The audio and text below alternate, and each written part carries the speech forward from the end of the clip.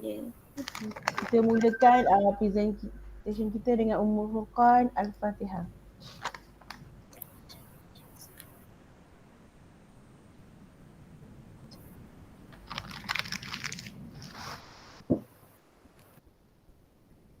Alright, you all adalah topik akhir, betul tak? Ya, betul. Penyelesaian masalah remaja, betul? Yep. Dah ready? Hmm. Okay, go.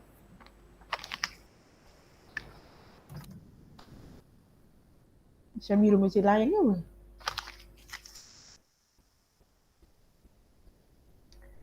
Okay, buka view besar Mirul. Okay, keluar. Suara tak keluar? Ke benda je tak dengar? Kita orang present live. Oh, present live. Okay. Okay, go.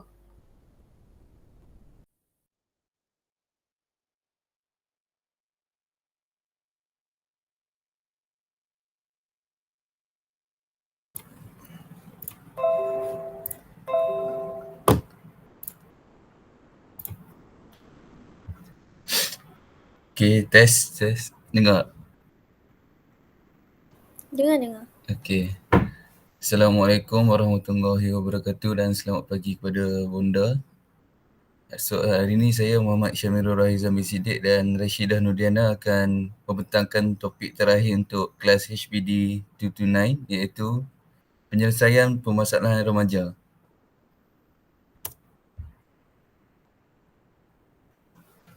So, kita masuk kepada yang pertama ialah cara untuk membendung masalah remaja. Cara untuk membendung masalah remaja ini kita boleh lihat pada 3 sudut perspektif. So, sudut perspektif yang pertama ialah diri sendiri. So, bagaimana kita nak membendung masalah remaja dengan diri sendiri. So, macam kita tahu dengan diri sendiri, kita boleh membenci perbuatan tersebut ataupun menjauhi perbuatan tersebut. Adapun kalau kita menghadapi satu masalah ataupun masalah mental ataupun masalah depression, kita boleh mencari seseorang yang kita percaya untuk membantu atau mendengar masalah kita. Dan kita beralih pada sudut perspektif yang kedua iaitu keluarga. So, sudut perspektif keluarga ini boleh membantu dengan cara mengambil tahu tentang ahli keluarga masing-masing. Contohnya, ibu bapa ambil tahu tentang masalah yang anak-anak hadapi. Ataupun adik-beradik macam abang boleh ambil tahu pasal adik-adik. Dan yang seterusnya ialah sudut perspektif yang ketiga ialah masyarakat. So, untuk masyarakat, saya rasa masyarakat haruslah menjauhi daripada menjadi satu judgmental society di mana ataupun dalam masa mudah ialah toxic society yang di mana sentiasa nak menghentam tapi tidak cuba untuk membantu. So, masyarakat ni boleh membantu dengan menjadi satu masyarakat yang prihatin. Contohnya kalau kita nampak ada anak-anak jiran kita yang terlibat dengan masalah sosial, kita boleh bagi tahu mak parents dia. Bukan yang kita nak menjaga tepi kain, tapi itulah cara untuk menjadi masyarakat yang prihatin. So, kita akan teruskan pada cara untuk mendekati remaja yang bermasalah. So, daripada kelas yang sebelum-sebelum ni, kita belajar teknik asas kaunseling. Saya rasa teknik tu bukan saja boleh di-apply untuk kita nak jadi kaunselor ataupun ni, tapi kita boleh apply dalam kehidupan seharian kita. Antara teknik yang kita boleh apply adalah kemahiran menyoal. Kemahiran menyoal ni kita boleh apply macam contohnya macam ibu bapa kan seharian bekerja, bila ada sedikit masa untuk diluangkan dengan anak-anak tu, kita boleh tanya macam mana sekolah hari ni, ada apa-apa masalah tak. Gitu juga macam tu. Kalau sebagai rakan sebaya pun kita boleh tanya kepada ni kan, macam kita tengok member kita baru balik kelas, kita boleh tanya macam mana kelas hari ni. So dari situ kadang-kadang orang yang menghadapi masalah depression, dia bukannya tak mahu meluah, tapi tidak ada yang bertanya. So kita boleh menggunakan kemahiran menyoal ini. Dan yang kedua ialah selepas kita menyoal, kita boleh menggunakan kemahiran mendengar, iaitu cuba untuk mendengar masalah tersebut dengan dan tidak macam kita tahu kan ada kemahiran parafrasa. So jangan orang kata membuat kesimpulan daripada apa yang kita dengar tu. Kadang-kadang kalau kita silap buat kesimpulan boleh menyebabkan dia terasa hati dan sebagainya. Dan cara yang terakhir ialah untuk kita menggunakan kemahiran membina hubungan. Selepas kita dah menyoal, kita dah tahap bertanya, kita dah mendengar, kita cuba untuk follow up dia punya kita follow up dia punya perkembangan dari semasa ke semasa. Jangan lepas kita soal, kita tanya dan kita dengar, terus kita tinggal dia. Kadang-kadang bila kita tinggal dia tu boleh menyebabkan bertambah masalah dan memburukkan lagi keadaan. Mana dia akan menjadi trust issue lah lepas ni. Dia dah tak percaya kat siapa-siapa lah. Okay, seterusnya. Okay, seterusnya cara untuk kita mengendalikan remaja yang bermasalah. Pertama sekali, kita perlu cuba memahami perasaan di sebalik tingkah laku mereka. Contoh yang boleh saya bagi, seperti di kalangan kawan-kawan saya, ada di antara mereka yang kurang mendapat kasih sayang pada keluarga ataupun lebih tepat lagi kurang mendapat kasih sayang daripada ayah mereka sendiri. Seperti keluarga bercerai, ayah mereka bercerai dan sebagainya. Jadi disebabkan hal itu, dia menyebabkan mereka lebih cenderung untuk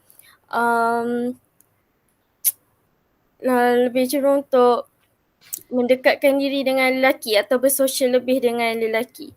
Bukanlah, kadang-kadang bukannya sebab mereka ni gatal ke miang ke, tapi sebab mereka tak pernah ada affection daripada seorang ayah atau seorang lelaki tu, jadi diorang kena cari dekat lelaki lain yang boleh bagi diorang perkara tu. Dan seterusnya, kita boleh cuba merapatkan hubungan dan mendekatkan diri dengan mereka. Macam Syamiro cakap tadi, kemahiran membina hubungan kan. Sebab bila kita menjauhkan diri dari mereka, nanti mereka akan rasa berseorangan. Dan bila mereka rasa berseorangan, diorang akan rasa macam diorang ni tak berguna ataupun mungkin macam memang tak ada siapa lah yang nak jaga dan dekat dengan diorang, dan benda tu akan menyebabkan mereka lebih cenderung untuk merosakkan diri mereka dengan lebih jauh lah. Kalau macam sekarang ni mungkin sekadar hisap dadah je, esok kita tak tahu mungkin dah bunuh diri ke, sebab terlalu stres. Dan bila tak ada orang dekat dengan mereka tak ada siapa-siapa untuk jadi tempat meluah. Itu akan menyebabkan tekanan lebih daripada mereka. Kemudian tunjukkan contoh yang baik kepada mereka. Bila kita dah rapatkan hubungan dan dekatkan diri dengan mereka, kita kena cubalah tunjukkan contoh yang baik. Contohnya macam kita bawa dia ke gaya hidup yang lebih sihat. Contoh cakap, weh esok jomlah kita pergi jogging ke. Kalau kita tengok kawan tu dah selalu terperap dalam bilik. Sebab bila contoh kita ada kawan yang bukan jenis mungkin dia ada depression atau kemurungan. Jadi dia tend untuk duduk dalam bilik berseorangan. Jadi gaya hidup macam tu tak sihat. Jadi kita kena bawa dia keluar daripada gaya hidup tu. Ajaklah dia, cakap jom kita pergi jogging ke, jom kita pergi bersia-sia ke. Biar dia terbuka dengan dunia luar. Akhir sekali, elakkan pertengkaran. Akhir sekali, kita perlu mengelakkan pertengkaran. Saya rasa hal ni dia tak begitu berlaku antara kawan dengan kawan. Janganlah kita antara kawan nak sampai bertegur, nak menasihati sampai bertengkar. Mungkin ini lebih apply kepada guru-guru ataupun ibu bapa. Kalau nak tegur anak-anak, kena tegur secara baik. Jangan terus bertengkar, tiba-tiba terjah mereka. Sebab kadang-kadang kita tak faham apa yang orang tu lalui. Jadi bila kita terus terjah dan bertengkar dengan dia, nanti dia akan menambahkan pressure dalam diri dia. Jadi hal tu tak baik lah. Okay, seterusnya.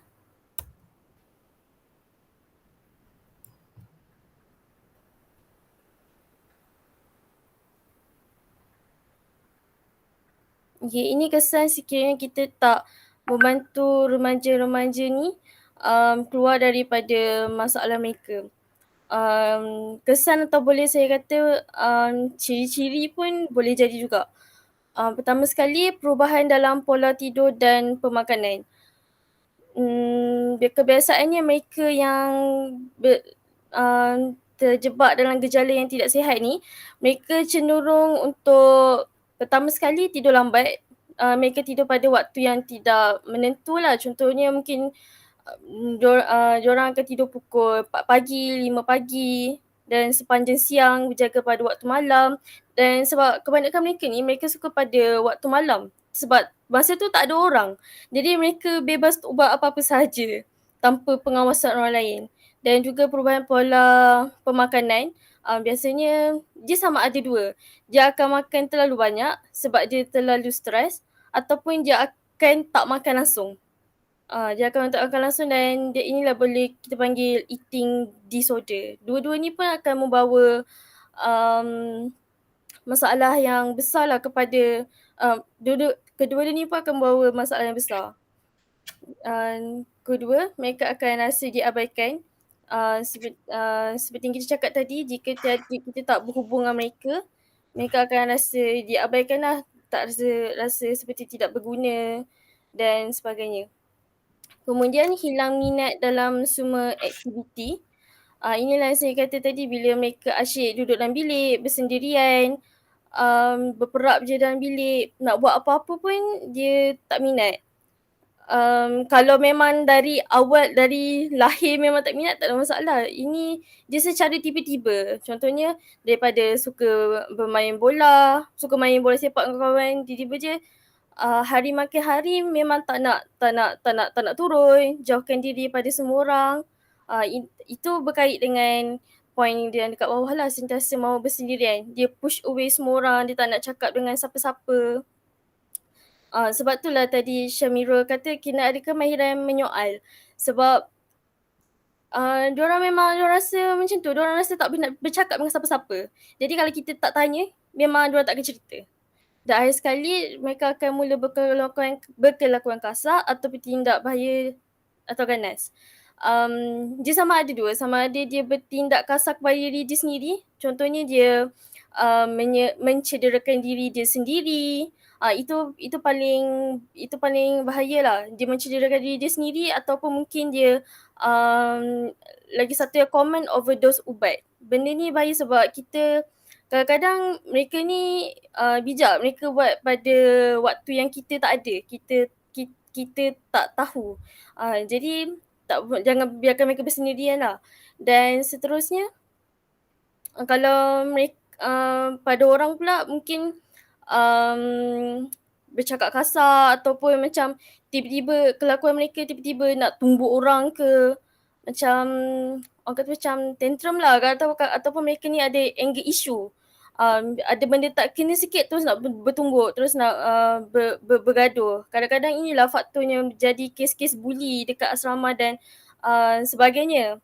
Kan, sebab tu kenapa kalau ada kes bully, kita akan pergi kaunselor dulu, kita akan tanya kenapa, mungkin dia ada isu dekat rumah dan sebagainya, menyebabkan dia bertindak sebegitu.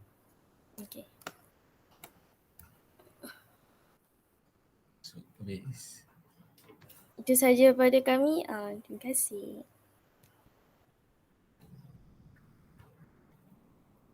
Okay, thank you so much.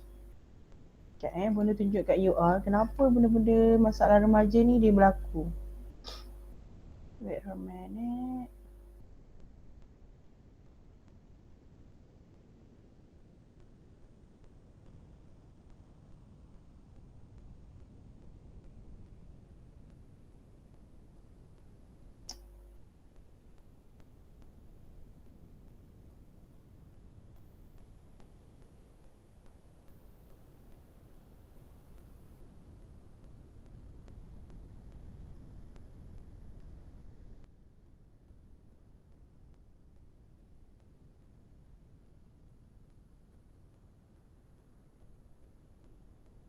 Download.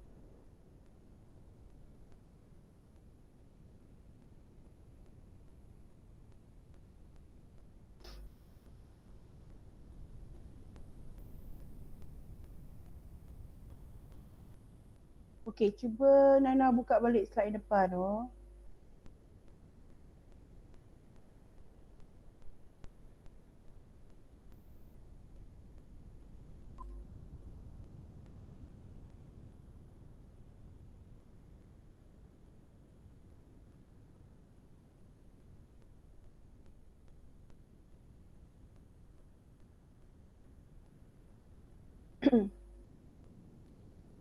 Okay, next.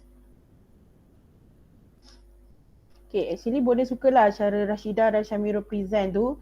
Okay, contohnya kalau kita tahu, pertama you dah tahu dah faktor-faktor yang menyebabkan masalah remaja tu apa. Tapi yang paling penting yang kita tengok, kadang-kadang tu memang daripada diri dia sendiri kan. And then pengaruh masyarakat dan keluarga. Okay, diri sendiri ni contohnya macam you all present tadi. Tapi boleh terangkanlah diri sendiri pertama, kadang-kadang pelajar dia rasa tak sayang diri dia. Contohnya macam Syamirul, Rashidah, kalau tak sayang diri rasa nak belajar betul-betul tak? Contohnya you tak sayang diri, satu lagi you macam tak ada matlamat. Contohnya sebelum kita dah belajar tentang hierarki Maslow. Okay, ada 5 keperluan asas kehidupan. Jadi kita tak nak pun achieve keperluan self-actualization, kesempurnaan kendiri yang positif tinggi tu kita tak nak pun. Kita just move on, apa yang hari ni berlaku, teruskan je. Itu yang berlaku kepada rakan-rakan you yang memang dah ada mental health awareness.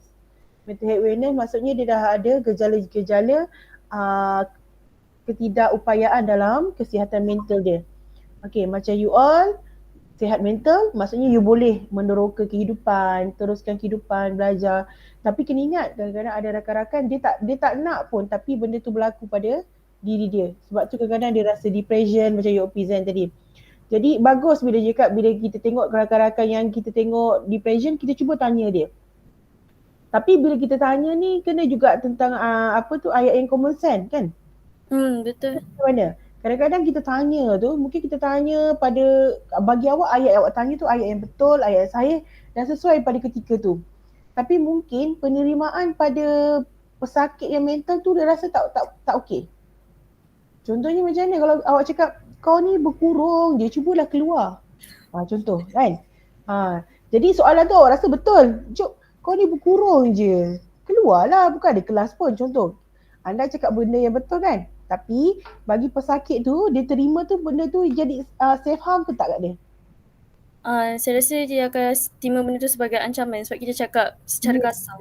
Betul. Bagi dia kasar. Sedangkan awak tak cakap dia kasar pun sebab kita faham kesihatan mental ni kadang-kadang ada bipolar disorder, ada traumatic disorder, post traumatic disorder, ada yang depression, depressive disorder, anxiety disorder, panic attack, macam-macam penyakit mental yang ada.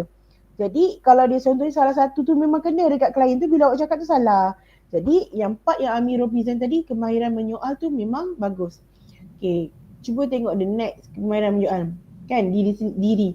Tapi bagi you all macam Rashidah ke, Syamirul ke, yang penting apa? Ketahanan diri. Faham tak kekuatan diri?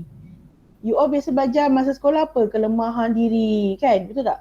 Kelemahan diri, apalagi keburukan diri. Lepas tu kekuatan diri. Pernah tak Syamirul macam aktiviti sekolah lu? Okay, listkan tentang kekuatan diri dan kelemahan diri. Kenapa dia buat macam tu? Sebab dia nak capai kita punya tahap resilient, ketahanan diri. Dan pelajar sekarang coping skill dia dari segi resilient tu tak ada. Sebab tu kalau awak tengok rakan-rakan awak main, rakan-rakan awak bila ada masalah je senang down. Dan bonda percaya you all pun pernah menghadapinya. Pernah tak hadapinya? Oh, pernah bunda. Masa tu lah duduk kat bilik. Contohnya Rashidah rasa down. Kalau Rashidah boleh kongsi, bolehlah kongsi. Tapi down, tapi ni sesi record kan. Nanti bolehlah jumpa bonda kongsikan. Contohnya mungkin proses contoh jatuh pointer. Mesti ada sebab kenapa kita jatuh pointer tiba-tiba. Mungkin ada sebab-sebab yang kita rasa down. Dan kita nampak sekeliling tu tak menolong bantu diri. Itu yang masalah remaja. Ini masalah remaja dari segi IPTA tau. Bayangkan masalah remaja yang memang tak belajar. Yang memang kat luar. Maksudnya dah start bekerja dengan environment. Okay. Kedua, kadang-kadang you bagus apa semua, efek dia kat mana? Masyarakat. Rakan-rakan awak pun termasuk dekat masyarakat. Sebab tu pemilihan rakan sebaya tu penting. Kalau kita salah pilih, salahlah jalan kita. Kecuali kalau awak kuat lah, contoh Syamirul ni, Al-Fadilul Ustaz Syamirul, dia kuat. Dia nak bantu lah rakan-rakan dia yang buat gejala-gejala sosial yang you nampak kawan-kawan apa? Ambil dadah, ambil ganja kan, ambil ekstasi, bully, perzinaan, betul? Buat maksiat. Tu memang rakan-rakan, memang remaja memang suka benda-benda macam tu. Circle of life dia memang macam tu lagi dulu, sampai sekarang dia circle. Jadi masyarakat ni sama ada masyarakat yang menolong bantu ataupun masyarakat yang nak condemn. Komersial dia kebanyakan yang condemn lah kan. Betul. Menggalakkan proses masalah remaja. And then bila kita touch tentang parenting style, sekejap boleh tunjuk table parenting style sekejap boleh? Boleh benda. Awak kena ensure sekejap.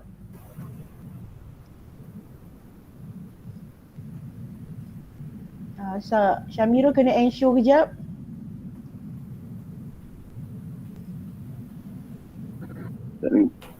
Mana?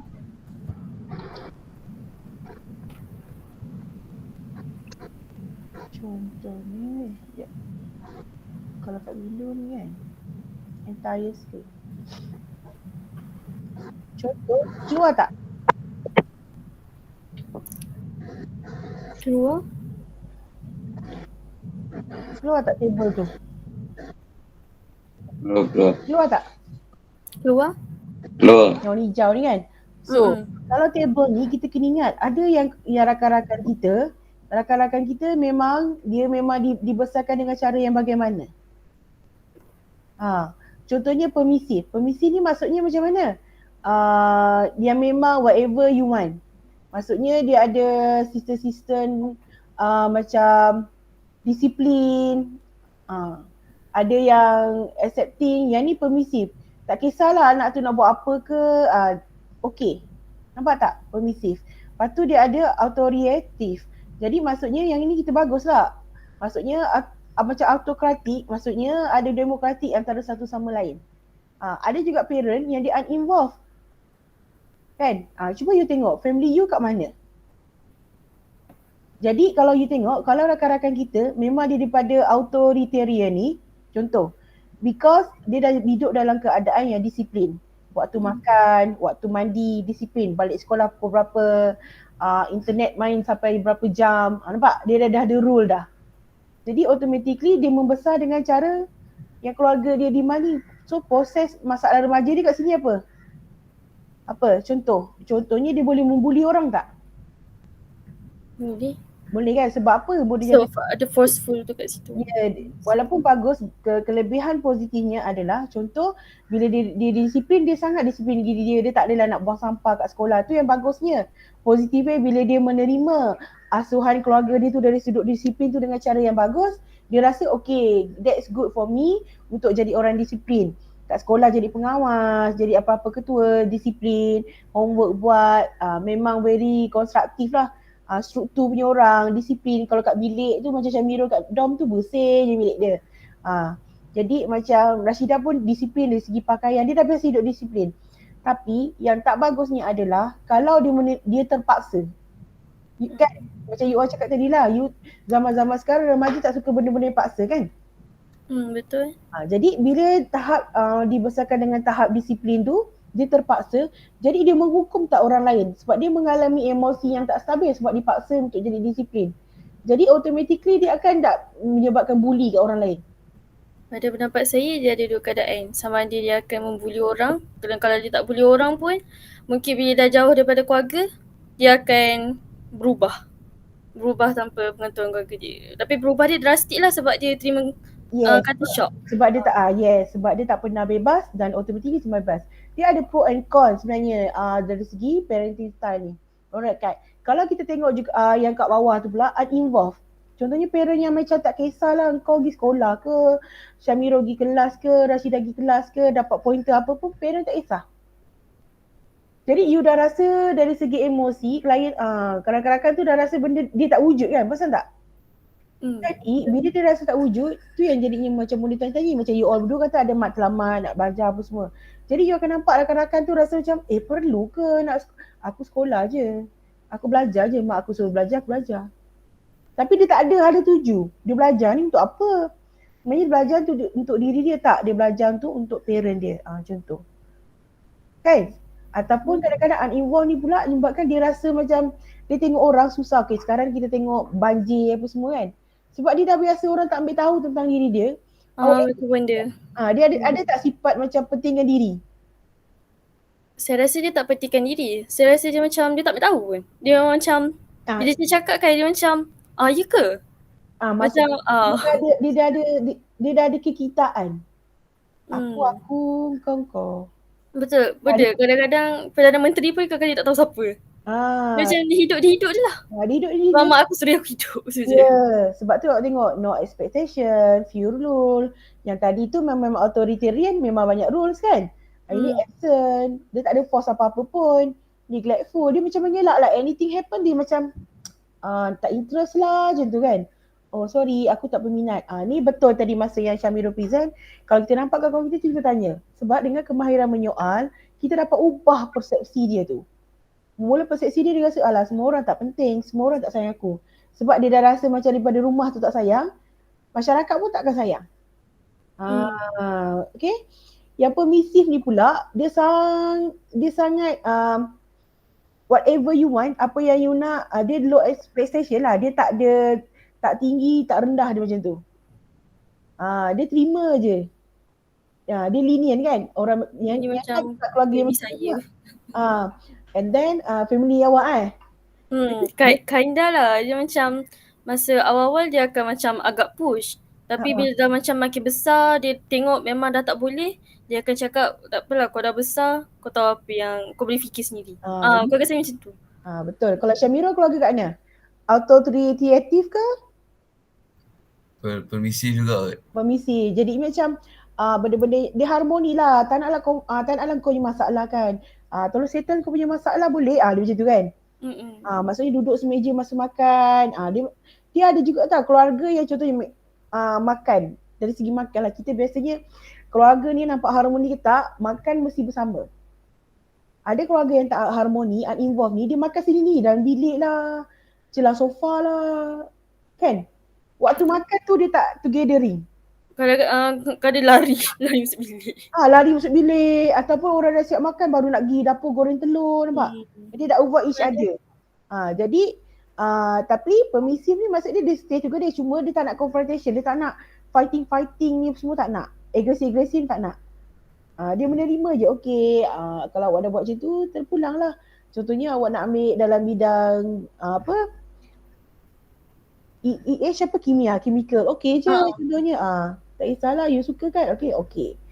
Jadi benda-benda yang macam tu. So, kadang-kadang pengaruh rakan sebaya ataupun masalah remaja biasanya memang berpunca daripada rumah.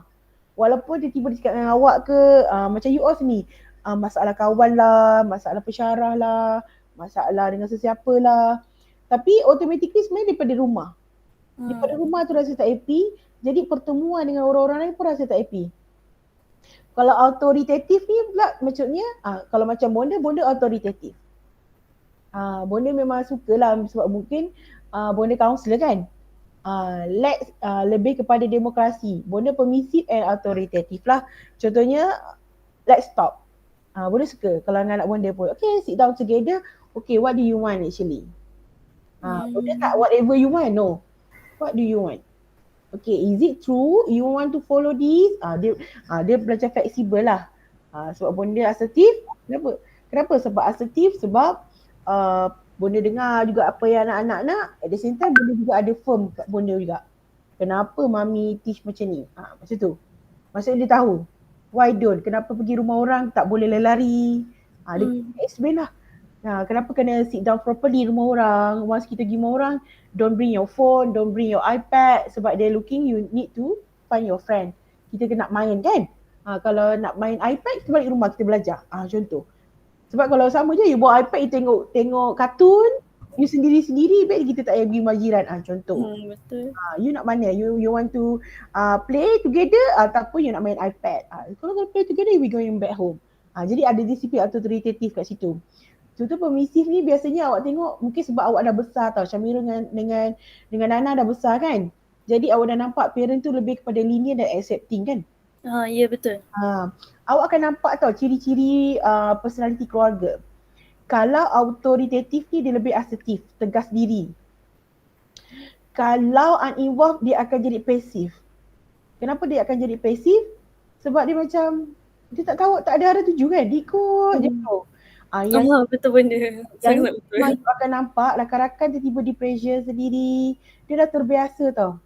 Aku belajar je, pergi kelas balik kelas, mak aku suruh pointer tinggi, aku belajar lah sungguh-sungguh sebab nak pointer tinggi. Tapi kesiannya dari segi emosi dan kognitif, dia tak happy pun dalam hidup dia. Betul benda. Yang ni yang biasanya memang akan dapat apa? Kesihatan mental.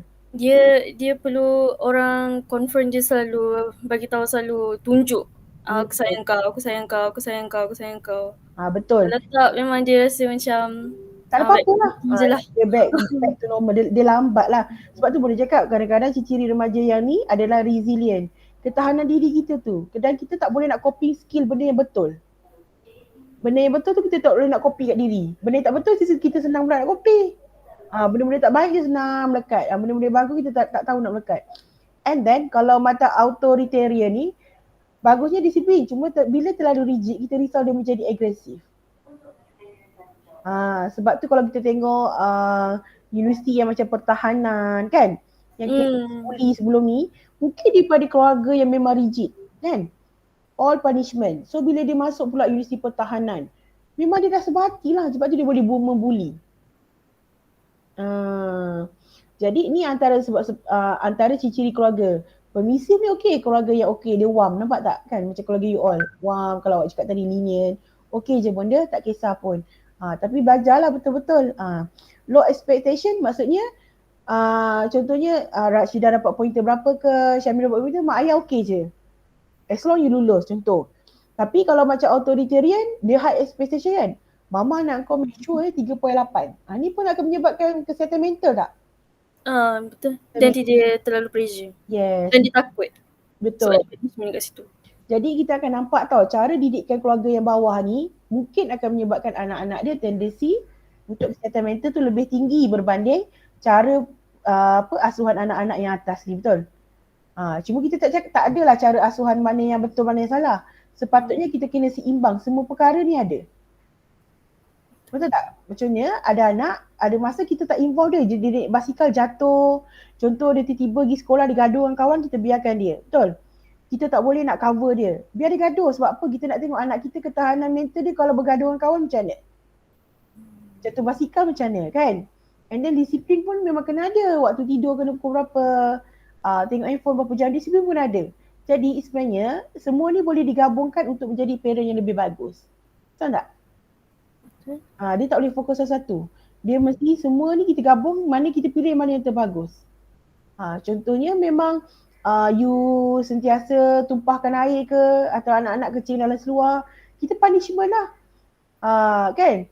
Kecil dalam seluar kita punishment apa? Duduk dalam toilet. Lama-lama dia nak kerja dalam seluar tak? Dia tak nak. Tapi bayangkan kalau kita neglectful, tak kisahlah kau kencing, dia asyik kencing, dia mesti bersepah. Jadi ada perkara-perkara yang penting. Tapi kita punya kita punya tendensi yang paling tertinggi asuhan keluarga kat mana? Tu yang penting. Tapi empat-empat ni tak ada salah. Empat-empat ni ada cara yang betul tapi kena betulkan. Tapi kalau semua tak ambil tahu tak boleh juga. Semua terlalu serius tak boleh juga. Semua terlalu rigid tak boleh pula kan.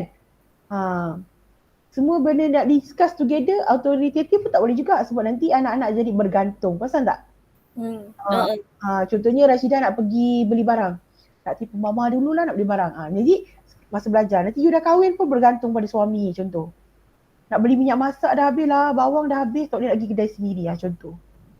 Sebab apa? Bergantung. Okay? Nampak tak ciri-ciri keluarga?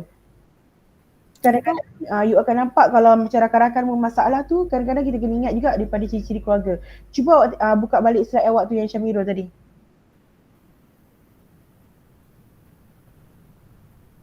Ni satu device PC Mirul, satu phone Buka 2 device ni. Oh, dia macam tu pun dia. Kalau present nanti dia macam keluar lagi satu. Patutlah bunda kena jadi 3 lah, 4 lah. Pasal tak kemainan mendengar, menyoal, membina hubungan ni penting. Ni memang rakan sebaya, sebagai kita pembimbing rakan sebaya kena mahir benda-benda ni sebab kita nak menolong bantu orang lain. Mendengar paling penting kan. Biasa orang tak suka nak mendengar. Yes, Terus betul. jump to conclusion. Baru nak cakap, dah, aku dah faham dah. Awak cepat di ujung pula. Bagi orang tu kau cakap dulu. Okay, seterusnya. Terus slide Nur. Okay, Alhamdulillah. Ni tadi pun you dah present kan macam mana.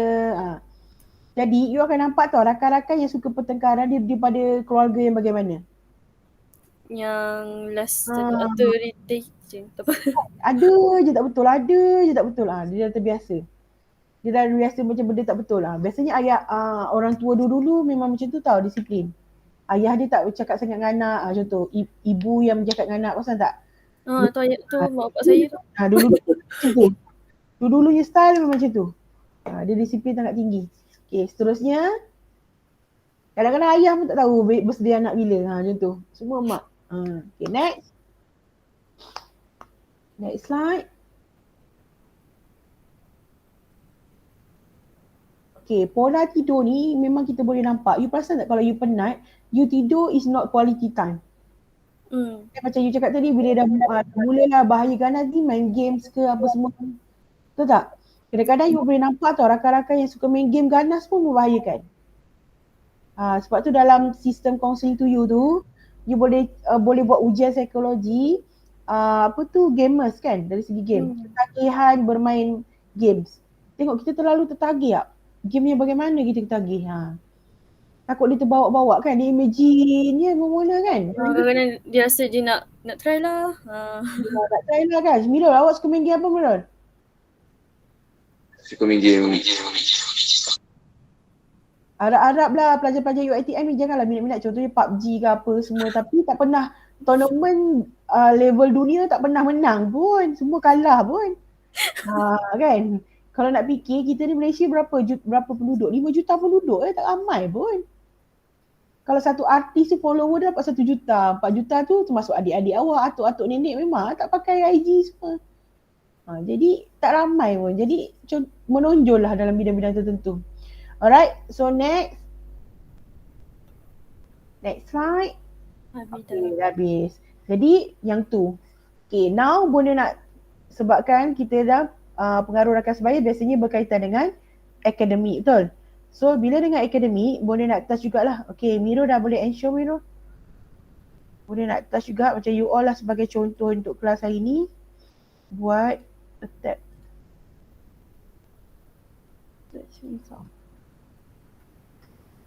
Alright. Yang ni adalah yang macam bunda pernah ajar betul tak, target pointer, betul? Target pointer kan. Okay, PNG ataupun GPA adalah jumlah nilai kredit yang diperolehi dalam satu semester. Contohnya kadang-kadang you kredit accumulate si GPA tinggi, GPA rendah kalau jatuh di SEM. Contoh, sekarang you all baru part 4, betul? Okay, HPNG atau CGPA adalah jumlah nilai kredit yang diperolehi dalam semua semester. Bagi dengan jumlah unit kredit yang diperolehi dalam semua semester lah. Semua dan sesuatu. By SEM ataupun all SEM. Tu beza dia. Tapi yang kena penting yang you akan tahu adalah kenapa dia bahagikan dengan jumlah unit kredit. Setiap subjek kita kan ada 4 jam, macam HPD tu tunai 1 jam je, betul? Bila 1 jam you dapat A, terus dapat 4 flat lah contoh, betul? A. Tapi kalau macam subjek lain ada 4 jam kan? 4 jam tu maksudnya macam A tu 4 kali A. 4 kali A tapi result tu taklah keluar 4 kali A tapi markah dia tu. Okay, cuba you all berdua testing, keluarkan nilai dia. Buat macam ni. Cuba you all berdua keluarkan you all punya result. Sekejap benda besarkan sikit. Result apa benda? Result you punya subjek di SEM. Contohnya macam Syamiro nak mengekalkan dekan kan. Macam tu Marul, cepat Marul. Rashidah nak naikkan balik kembali pointer yang pernah tersasar. Macam tu. Rashidah kan?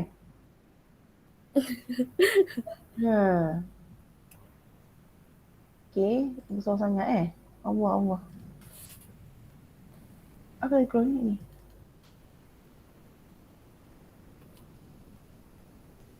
So, okey tak ni? Okey dah, cuba. Contohnya kod subjek tu cuba keluarkan. Miro dah. Kalau pakai Zoom ni boleh edit sini kan? Kita pakai Google Meet. Okey, keluarkan. Contohnya kod subjek. Keluarkan dulu kod subjek. Miro faham? Okey, keluarkan kod subjek. Lepas tu masukkan juga jam kredit tu berapa. Okey, jam kredit you all berapa. Lepas dah masukkan jam kredit you all berapa, terus masuk ni.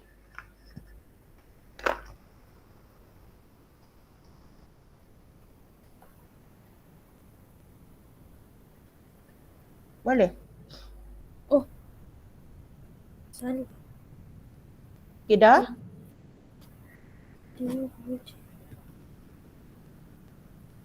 Dah bunda. Dah kan? Okay, dah kalikan. You target tadi subjek tu you target berapa-berapa. Tadi kan target, contoh okey, you dah keluarkan yang target dah keluarkan. Kita darabkan ke? Bunda. Keluar dulu dia punya ni. A letak 4. Contohnya subjek tu HPD tu tunai, target A+. Letaklah A+, 4. Nilai mata dia 4. Keluarkan dulu.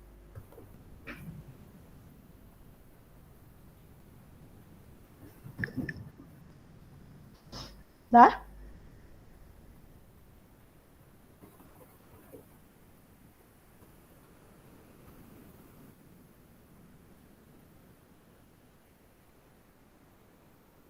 Dah? Mirul dah, Mirul? Mirul? Tak suara dah?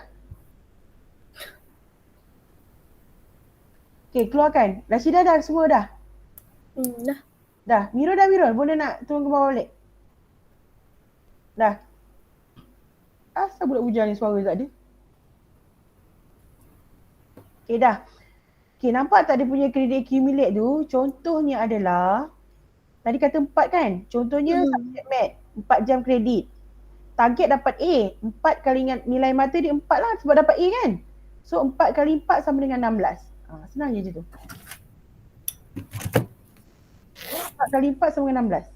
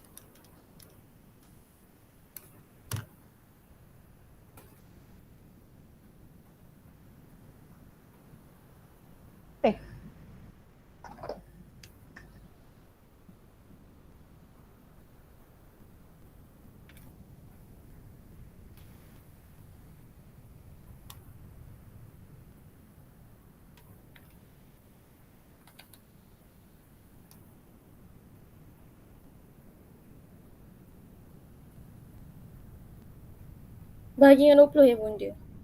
Bagi dengan jumlah jam kredit tu. Contohnya kalau macam sekarang ni awak part 3 betul tak? Okey. Dah. Contohnya CHE 144 4 jam betul? CHE 233 3 jam betul? CHE 332 3 jam juga betul? Betul. 211 2 jam. ALC 231 3 jam. HPD 229 1 jam. Campur semua tu berapa? 16. So bagi dengan 16. Jangan sama dengan 20. Ikut jam kredit awak.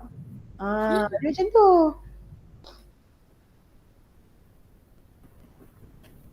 Ush. Okey dah. Betul. Kalau Syamira punya pula.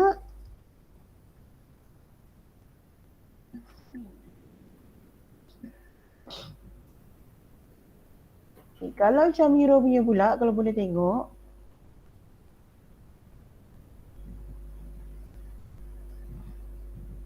Okey, kalau Syamirul CHE 144 4 jam betul Mirul? Betul. CHE 233 3 betul? Betul. CT 332 3 jam kredit, CTU 211 2 jam, ELC 3 jam, HPD 1 jam. Jadi sama kan?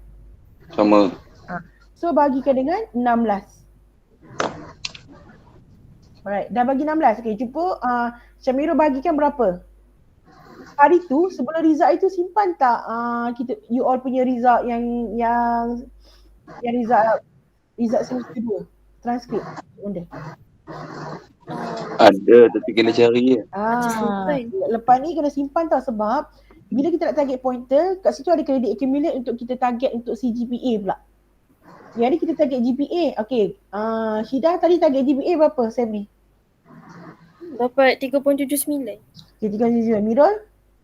3.83. Okay, 3.83. Alright, so macam mana nak kira credit accumulate? Credit accumulate adalah kita campurkan semua. Tadi kan formula dia tadi semua, betul?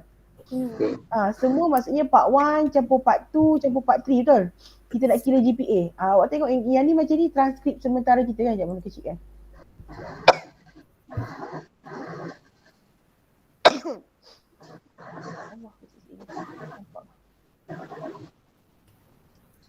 Bonda. Betul ke nanti nak masuk universiti kan? Dia memang dia tengok CGPA je. Dia tak tengok GPA yang before ni. Betul? Macam resume ni kat final kita letak CGPA je, sebab tu CGPA tu ada credit accumulate. Suara bonda tak dengar. Tak dengar? Terus silent ke? Tak kan? Dengar tak? Okay, boleh dengar. Jadi bila credit accumulate tu memang kita target yang semua. Macam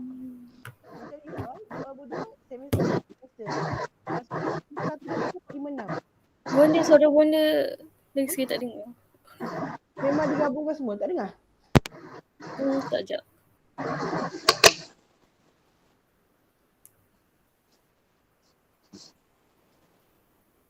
Silent lah, kenapa dia auto silent?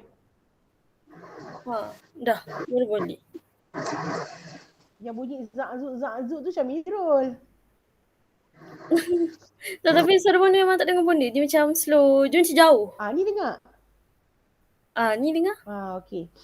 Jadi credit accumulate tu, okey contoh kan Syamirul, tadi awak dah keluarkan result awak kan? Jumlah jam kredit tadi berapa ratus? Jumlah jam kredit jap. Bukan jam kredit, yang total up. Berapa tadi? 16 kan? 16. Okey, kalau 16 bila campur dengan part 1 dengan part 2 awak pun 16, part 1 awak pun 16. Campurkan? Sekejap. Part 1 17.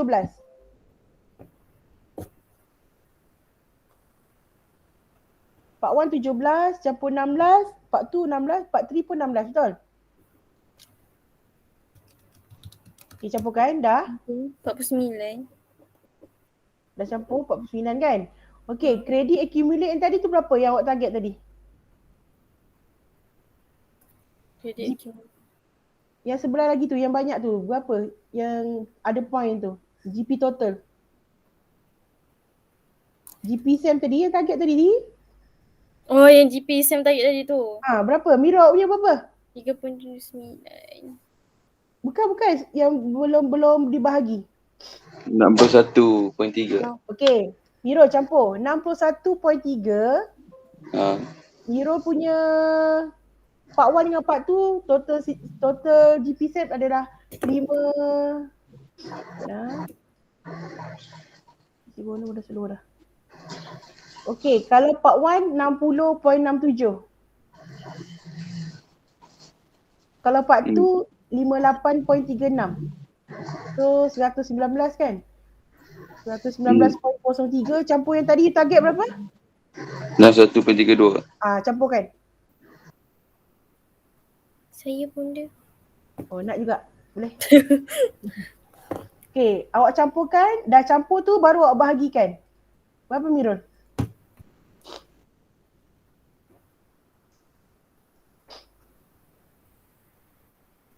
$36.7. Walaupun tadi 3.9 target 3.8, 3.7 tadi kan. Tapi bila credit accumulate tak banyak kan? 3.6. Tu dah CGPA Mirul. Okay, kalau macam Rashidah pula, yang part 1 17 ya. 17 campur part 2, kredit total awak 16. So jadi 33. 33 campur 16. 49. Okay dah. Lepas tu GP total yang part 1 tu 60.68. Ni bijak kan masa part 1 kan. 60.68, nombor 2 boleh rasa dia putus cinta lah. Bukan. 60.68, okay part 2, part 4.34. Jadi 105.02 betul? Kejap benda. 60.68 campur part 4.34 betul? Dapat semua sekali campur yang target tadi. 165.72. Okay, bahagi dengan you punya jam kredit tadi yang dah campur. 3.38. Naik kan? Dia naik lah. Walaupun tak banyak, tapi naik. Nampak? Tapi naik sikit kan? Naik 3, naik 2 je kan? Betul tak? Naik 2 je kan? Jadi awak bayangkan tadi awak target memang dekat 3.7 awak target. Tapi dia naik sikit je sebab CGPA ni memang begitu. Tapi kelebihan UiTM ni adalah tebus tampal. Tapi awak hari tu tak ada fail kan? Jatuh je kan? Ada fail pun dia. Dan fail tu hampir nak lulus sebab tu. Kalau fail tu nanti, Rashidah boleh kira balik yang lulus. Ya ke? Yang gagal tu kita keluarkan masa part 2 tu. Keluarkan. Sebab dia bawa balik ke CHE 244 tu, lepas ni keluarkan. Awak tak ambil lagi kan? Belum. Saya lepas. Jadi keluarkan, yang tu keluarkan. Kira yang lulus je. Nanti you tahu kredit accumulate yang betul. Yang awak punya macam tak betul lah. Sebab dia ada tebus tampal. Kelebihan UiTM kita buat tebus tampal. Kalau universiti lain memang kita bagi appear je tau. Fail lah 10 kali, 3 kali fail, 3 kali keluar fail. Macam tu. UiTM ni kelebihan kita tebus tampal. Kita tak keluarkan yang fail, kita keluar yang lulus terus. Kelebihan untuk UiTM. Mana Mirul gambar dah elak dah. Mirul. Mirul?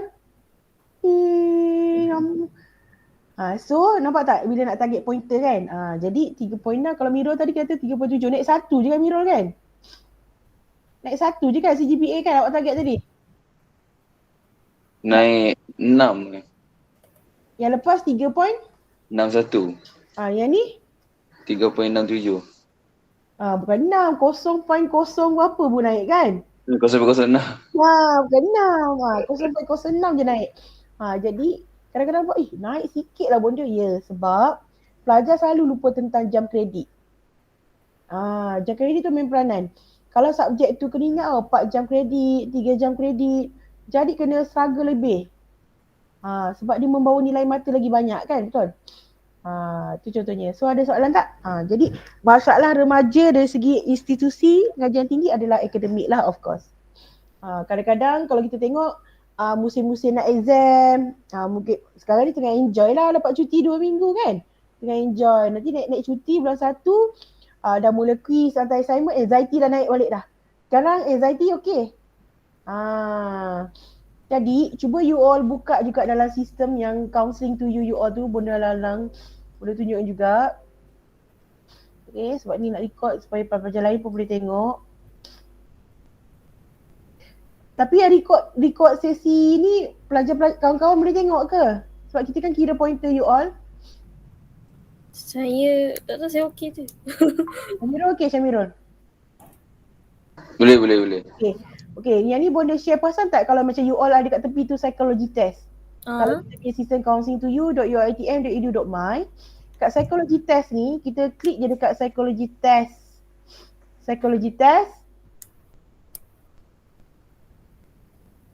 Boleh sistem mengarami. Okay, psychology test. Tak keluar lagi situ. Psychology test. Dia akan keluar tau ujian-ujian. Ini masuk bonda. You all boleh buat self kendiri.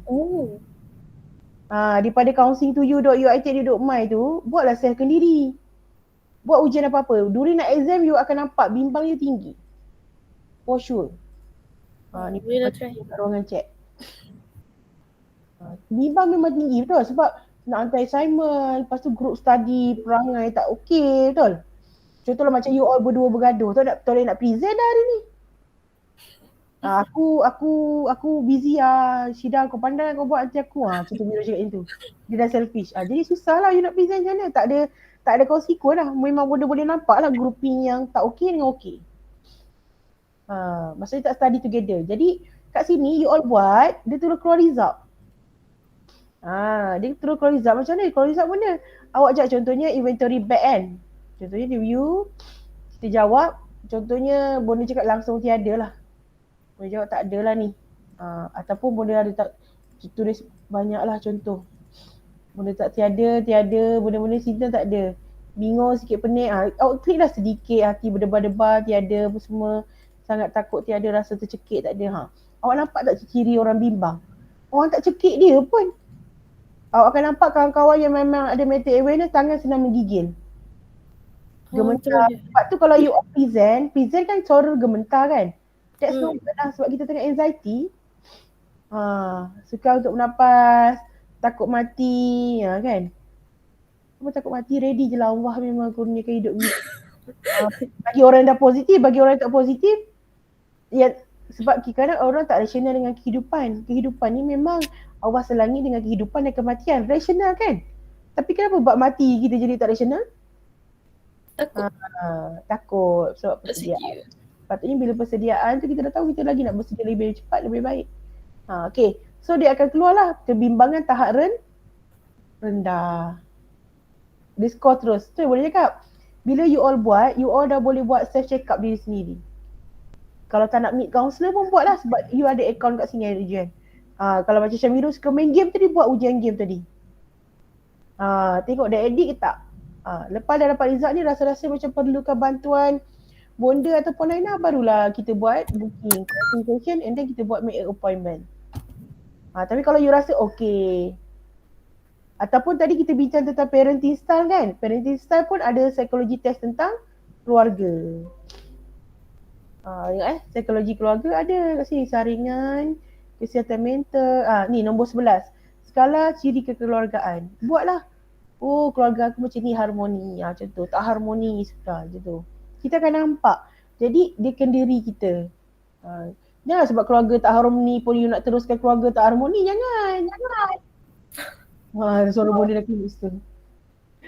Betul. Kadang-kadang pelajar, masalah remaja adalah dia suka menghukum diri dia atas tindak tanduk ibu bapa dia. Tak berguna tak kalau kita fikir secara rasional?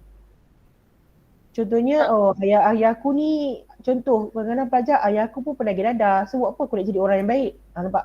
Kalau tak rasional, yang rasional adalah ayah aku ni penagih dadah. Dan aku nampak penagih dadah ni sampah masyarakat. Sampah kepada mak aku. Dan aku elak untuk aku dapat dadah. Kan? Dia begitu kan? Dia rasional, positif begitu. Contoh masalah remaja juga, kadang-kadang dia tengok ayah dia macam buli-buli, berkahwin 4 ke dia benci-benci apa semua. Jangan hukum. Kadang-kadang Bonda dah nampak dah pelajar, dia marah lah ayah dia kahwin 2, kahwin 3 contoh. Lala Bonda tengok dia pun kahwin 2, 3. Sebab Bonda kan ada pelajar yang dah dalam lama. Sebab dia circle of life. Circle of life. You macam Syamiru marah ayah, no. Ayah ada lagi Mirul? Ada. Mak dia sihat? Sihat. Okay, Alhamdulillah. Jadi contohlah kalau macam ayah kahwin 2, awak pun macam jadi Tuhan, hukum dia. Hukum lah. Kan?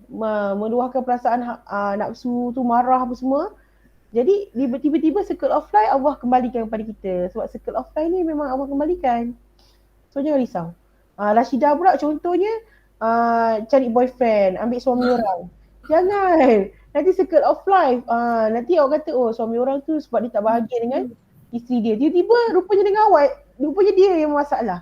Bukan isteri dia. Jadi circle of life, hati-hati dengan kehidupan yang macam tu. Tapi taklah semua ada je bagus. Jadi circle of life tu kena faham. Biasanya pelajar suka jadi Tuhan. Tu masalah remaja juga. Tadi apa yang Syamil cakap, suka menghukum tapi tak, sumbangan tak ada. Apa Mira awak tadi? Sumbangan Suka menghukum tapi tidak membantu. Jadi kalau kita tengok sukarelawan ni kita nampak lah kan.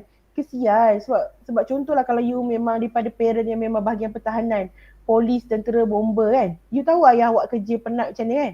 Tiba-tiba orang condemn. Apa ni bantuan lambat sampai ni? Nampak? Suka Ya, bohong. betul. Ya.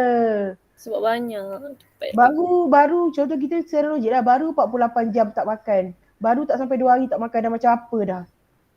Contohnya tapi kalau kita fikir secara rasional, Rasulullah dulu ikat batu kat perut kan? Betul tak? Nak tahan lapar. Orang berperang, orang pergi berperang. Tahan lapar berapa lama? Kan? Nak berperang dengan senjata harapkan air je. Jadi benda-benda macam tu lah. Kalau fikir secara logik lah. Kan? Kita ni selalu macam menghukum orang lain tapi lupa kesalahan tu dekat diri sendiri. Jadi remaja akan jadi cemerlang dalam kehidupan. Pertama, diri dia kena positif. Sebelum dia menghukum orang, dia tanya dulu diri dia. Apa dia sumbangkan? InsyaAllah jadi okey lah. Macam you all, sumbangan you all apa nanti? Sebelum kita closing. Sekarang you boleh sumbang apa? Rashida boleh sumbang apa? Sumbang kepada siapa ni?